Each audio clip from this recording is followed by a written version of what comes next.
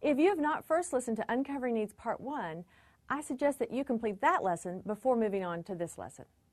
In this lesson, we will discuss what happens with the prospect during the needs awareness part of the sales cycle. Even when you are sure you have discovered the client's needs, you must continue to probe for two basic reasons. One, to be sure you have the true need and not a symptom of the need.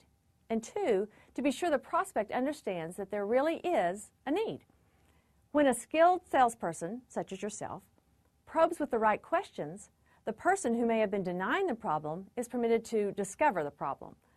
Since he discovered it, he will be far more open to discovering solutions, which is where you come in. In order for the prospect to be interested in your solutions, he must be upset with his current condition. He must feel out of balance. The natural law of homeostasis states that an organism stays in balance until and unless an outside force acts upon it. The force causes the status quo to be disruptive, and the organism becomes out of balance. The organism strives to regain balance or get back to status quo. The same is true for your prospects. Once out of balance, they will usually take action to correct their balance. Human beings don't make changes until they know they are out of balance.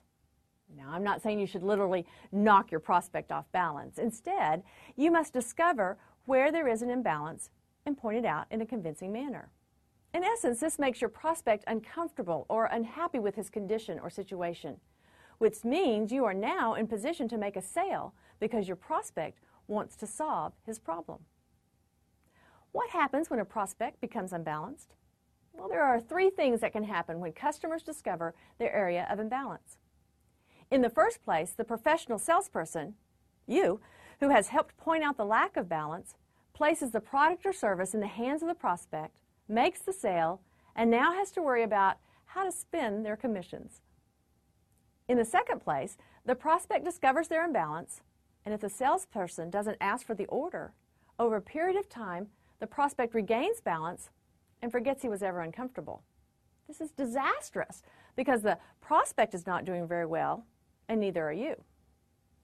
In the third place, when the prospect discovers they are out of balance and the salesperson doesn't ask for the order, many times the competition comes in and asks for the order, writes the prospect, and makes the sale. Then everyone is happy, but you. It's important that you know how to identify the needs and how to get the prospect to also identify their needs. To apply this information today, make a list of common areas of imbalance that your product or service can solve. Then develop some pointed, specific questions you will ask for the prospect to begin to see their needs.